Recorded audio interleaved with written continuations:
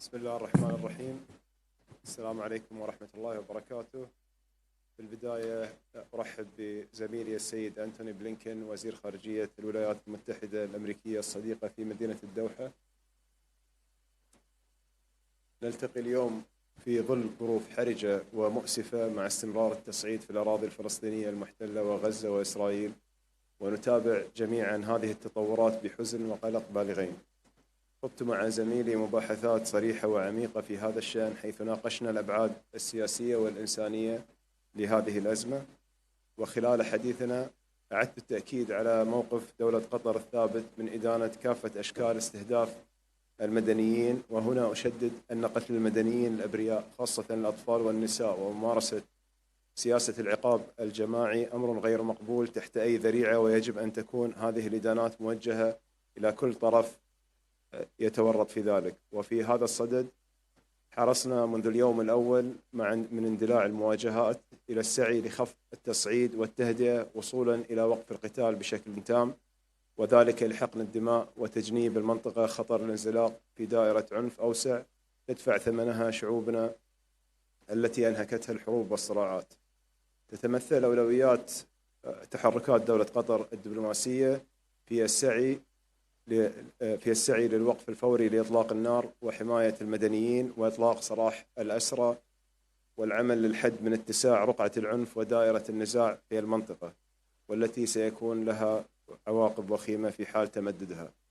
كما تبادلنا وجهات النظر حول سبل فتح ممرات إنسانية لضمان وصول الإغاثة والمساعدات للأشقاء الفلسطينيين العالقين تحت القصف، لا سيما في ظل تدهور الأوضاع بقطاع غزة.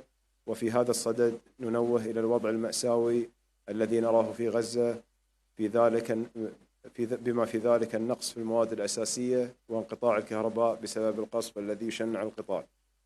وندرك جميعا أننا أمام واقع صعب ومرحلة تستوجب تضافر الجهود والمساعي، لذا نشدد على ضرورة تعزيز جهودنا مع الحلفاء والشركاء وخاصة الولايات المتحدة الأمريكية من أجل تهدئة الأوضاع وتجنيب المدنيين تبعات هذه المواجهات. نحن على يقين بأن السبيل الوحيد للتوصل لحل سلمي وفوري لهذه الأزمة هو إبقاء كافة قنوات الاتصال مفتوحة مع جميع الأطراف المعنية، وأن حل هذه الأزمة يتطلب تعاونا مستمرا ومكثفا، ونثمن الجهود الإقليمية والدولية والأممية التي من شأنها خفض التصعيد. تؤمن دولة قطر إيمانا راسخا بأهمية الوساطة والحوار، وتعتبر ذلك جزءا لا يتجزأ من سياستنا الخارجية، ولطالما سعت دولة قطر إلى إبقاء قنوات التواصل مفتوحة مع مختلف الأطراف في مختلف ساحات الصراع، وهو ما ساهم في ترسيخ مكانة قطر الدولية كشريك موثوق في صناعة السلام. وينبغي لنا أن نشدد هنا بأن التزام دولة قطر بدورها كشريك في صناعة السلام ووسيط في فض النزاعات لا يجب أن يتم استغلاله للإساءة لسمعة بلادي عبر كيل الاتهامات، والتي أثبتت التجارب السابقة زيفها وسوء نية المتاجرين بها. كما نشدد بأن غياب الحل العادل للقضية الفلسطينية سيكون دائما مرافقا لغياب السلام في هذه المنطقة، وعلى المجتمع الدولي أن يضغط باتجاه تحقيق حل عادل وشامل للقضية الفلسطينية في إطار المبادرة العربية، والتي تضمن إقامة دولة فلسطينية مستقلة على حدود عام 1967 وعاصمتها القدس الشرقية، وأن يحصل الأشقاء الفلسطينيين على حقوقهم بشكل نهائي. نتطلع للمواصلة للعمل مع شركائنا في الولايات المتحدة وجهودنا الرامية لخفض التصعيد في الأراضي الفلسطينية المحتلة وإسرائيل وتعزيز أمن واستقرار المنطقة. والسلام عليكم ورحمة الله.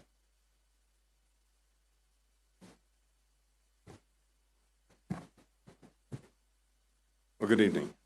Let me start by expressing my gratitude to the Emir and to the Prime Minister, my friend Mohammed, for, as always, very productive discussions.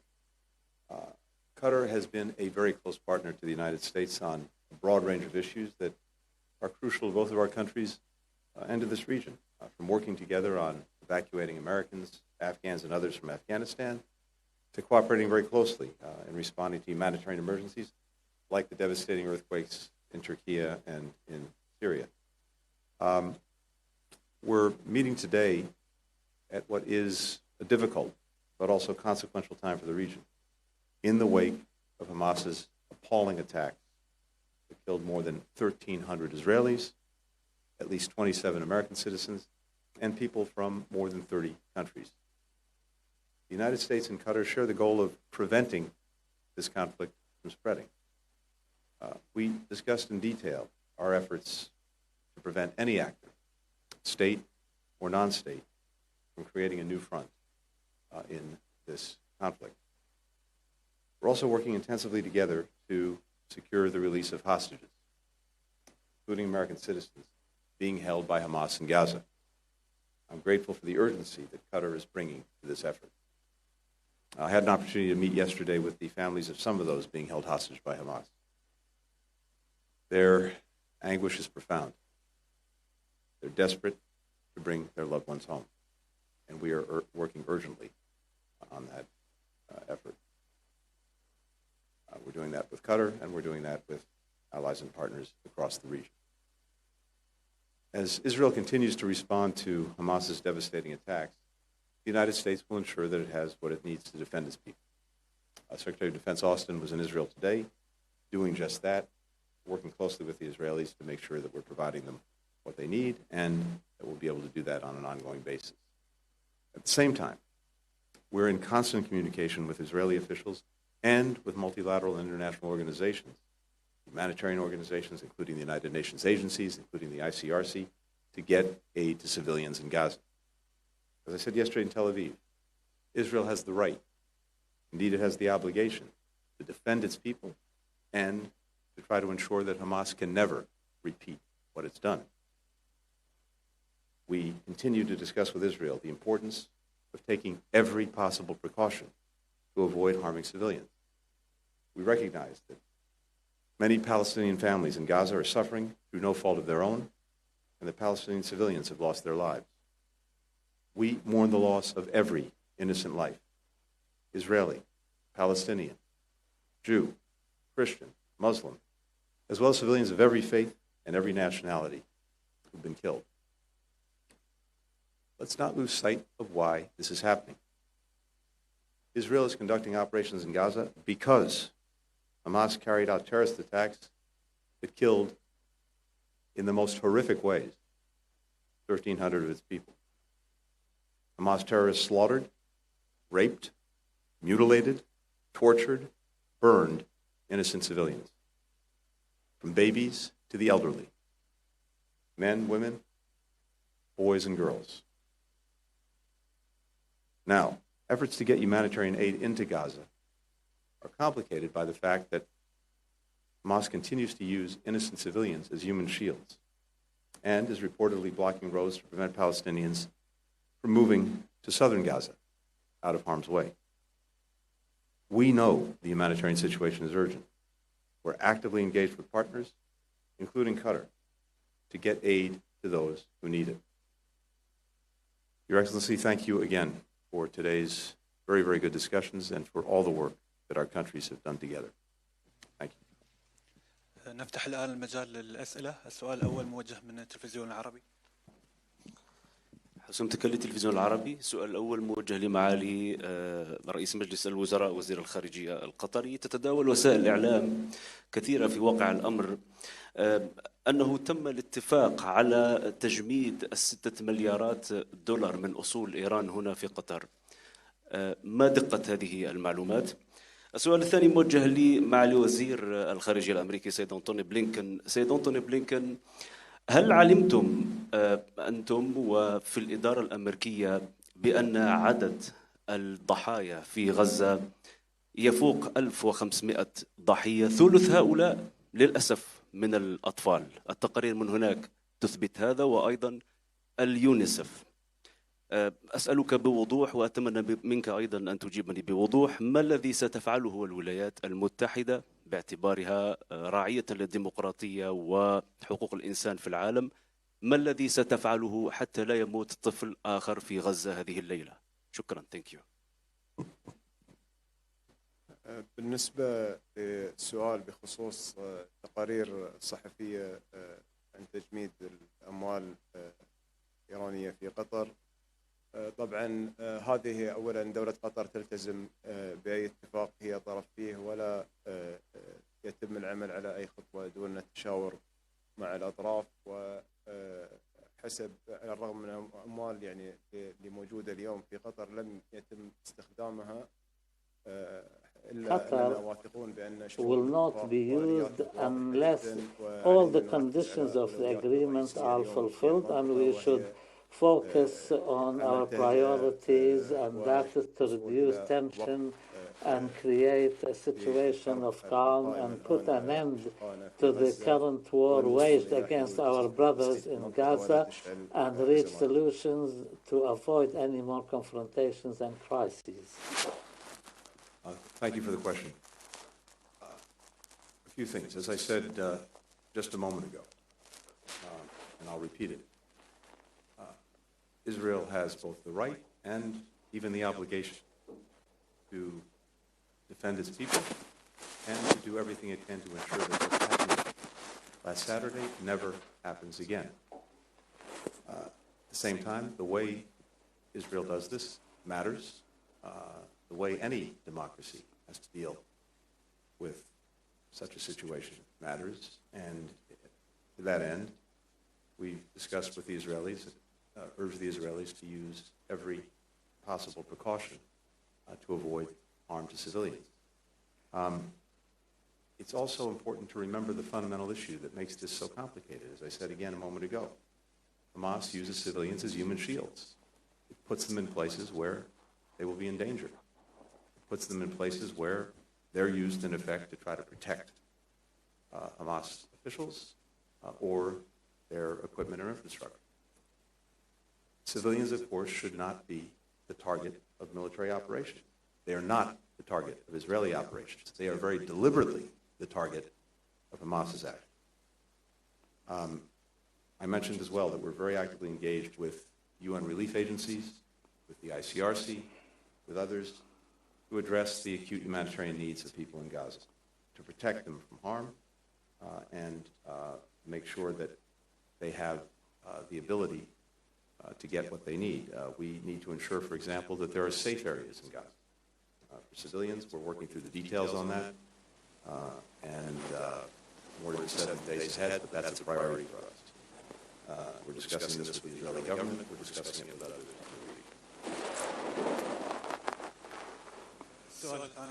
Second question from Al Jazeera. Good evening. Your Excellency, my name is Ahmed Al Jassim from Al Jazeera. My question pertains to the content of communication since the breakout of these hostilities. We know the state of Qatar was keen to make contact with some countries, Iran, the United States, Jordan, France, and other countries. What is the content of these communications and what are you basing them on? In the previous days, since the outbreak of this crisis, His Highness the Emir has initiated contacts, and I have initiated contacts with my counterparts. We have specific aims. At this stage, we are trying to reduce the tension, and we hope that this war will come to a halt and the humanitarian corridors are secured so that humanitarian aid can reach the Gaza Strip, and also the civilian prisoners who are being taken from Israel. We are working on making sure that they will be released. The role of the state of Qatar focuses on finding solutions for this crisis and avoid the crisis spilling over to other fronts and countries. Our priorities focus on, first of all, stopping the war and making sure humanitarian aid is delivered and the prisoners are returned home. Third question from Reuters. Thank you. Sheikh Mohammed, given the condemnation from the world on Hamas attack, Is Qatar considering shutting down Hamas bureau? Are you prepared to ask the leadership to leave if your Western allies demand you to do so? And Mr. Secretary, have you asked Qatar to shut down the Hamas office? And if I may, Mr. Secretary, yesterday and just now, you said Israel has a right to defend itself, but you added that how it does that mattered. And you talked about a standard that democracies should strive for even when it's difficult to do so. Today, Israel ordered residents of Gaza City to leave and move south, something UN Palestinian envoy just called a crime against humanity. The translation wasn't great, so the gentleman before me might have asked something similar, but let me push you a little bit more on this. How does that order square with that standard you mentioned and also international law? Does the United States support this relocation? And since you had a conversation with Prime Minister Netanyahu, did you give your blessing for this move? Thank you.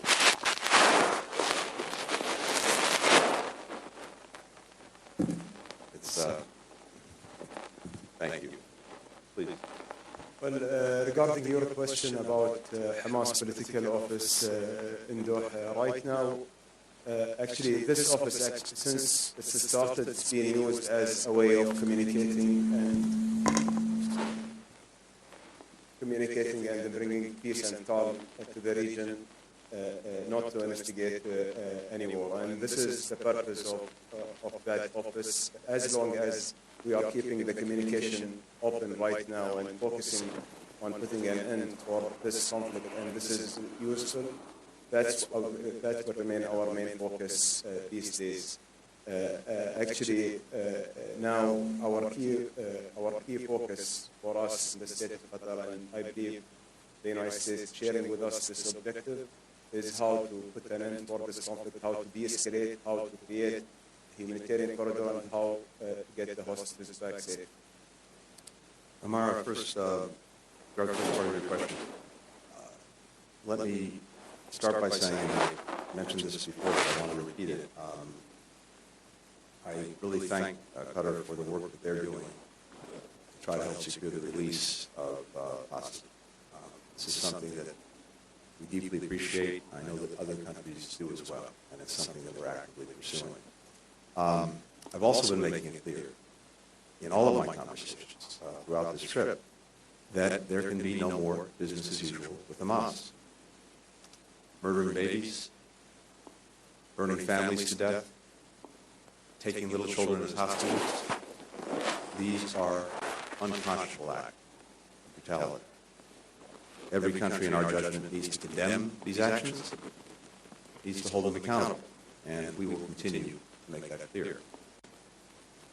When it comes to providing for civilians in Gaza, both ensuring that they can be out of harm's way and that they can have access to the support that they need, the humanitarian assistance, the food, the medicine, the water. Our focus now is on helping to create safe zones, and we're doing that with the leading international organizations. We're doing that engaged with Israel, and we're working with other countries to that end. So that's where our focus is. We think this is the best way to make sure that civilians who are caught in a crossfire of Hamas's making can be safe and receive the assistance they need. Thank you. Final question from Bloomberg. Mr. Secretary, I know the situation in Israel is highly charged and very fluid, but are you worried about the medium and long-term consequences of what's unfolding in Gaza? Are you worried that Israel may be simply retaliating in a fury because of the horrendous nature of these attacks and might not have a medium or long-term plan? And secondly, I'm wondering, how worried are you about the second front in this war? Iran and Hezbollah have already made threats of opening this new front if attacks on civilians or an Israeli blockade of Gaza continues.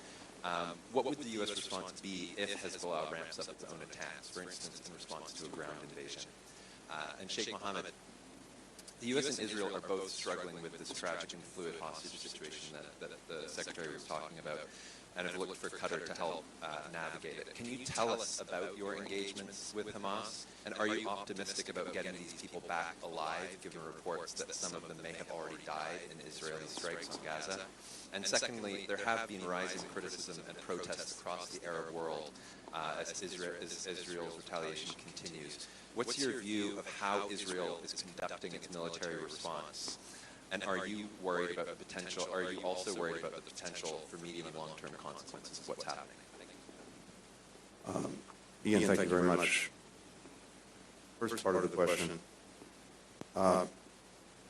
no country can tolerate having a terrorist group slaughter its people in the most unconscionable way and live like that. What Israel is doing is not retaliation. What Israel is doing is defending the lives of its people and, as I said, trying to make sure that this cannot happen again. And I think any country faced with what Israel has suffered would likely do the same thing. Imagine if this had happened in the United States. So that's what is happening. Of course, it's important to think about, as one might put it, the day after and where this goes. And I believe that is very much part of Israel's thinking, as well as our own and the thinking of many other countries in the region. Because one thing is for sure, we can't go back to the status quo that allowed this to happen in the first place. So that has to be part of the thinking, and it is. But the immediate focus, again, is on making sure that Israelis are protected, defended, and that, again, this can't be allowed to be repeated. With regard to the second front, you put it, yes, this is something that we're very focused on. We have been from day one. We want to make sure that no other country or entity try to take advantage of the situation. The President has been very, very clear about that. He said very starkly that any state or non-state actor considering that should not. Don't do it. And he's backed that up in a number of ways, including, as I mentioned the other day, as is known, deploying our largest aircraft carrier battle group to the Eastern Mediterranean. So that's clearly designed to help ensure that anyone contemplating getting engaged doesn't do it. But beyond that, a big part of my own conversations here throughout this trip, including today, following up the next couple of days, is working with other countries to make sure that they're using their own contacts, their own influence, their own relationship to make that case that no one else should be taking this moment to choose to create in some other place. I should mention as well that earlier today I had a very good conversation with President Abbas of the Palestinian Authority.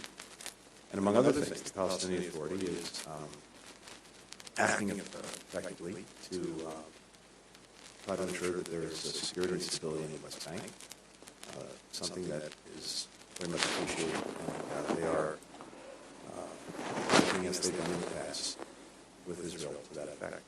So in each of these areas, yes, this is a focus, and it's very important that this not expand other places.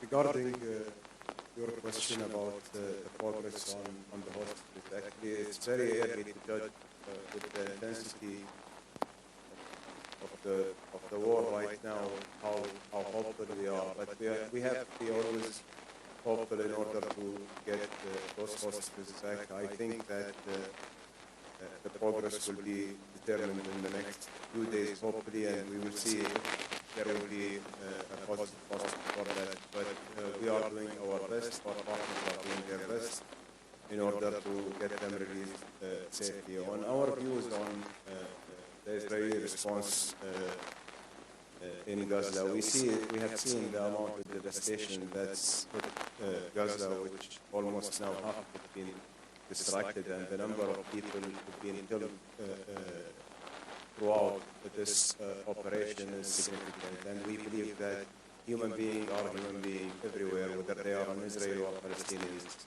They have the same value. And this is deeply painful for all of us. And we would like to see international law applied here, and also the same standards that we apply to any war being applied in that. We are trying our best in keeping the communication open in order to ensure that the humanitarian suffering doesn't continue, and moving ahead with the humanitarian messages for aid to be provided to them. We cannot deprive the people in Gaza from electricity, water, and medicine, and like all the means of life. We believe that the situation is very dangerous. On the future prospect of this, the entire situation is very worrying for the entire region, and we believe in the absence of any political horizon and hope for the Palestinians, this issue will keep ongoing, unfortunately. So that's why we need to focus on how the day after will be dealt with and how we can create a political horizon and hope for the Palestinian people. Now we've come to the conclusion of this press conference. Thank you, Your Excellencies and ladies and gentlemen. Thank you.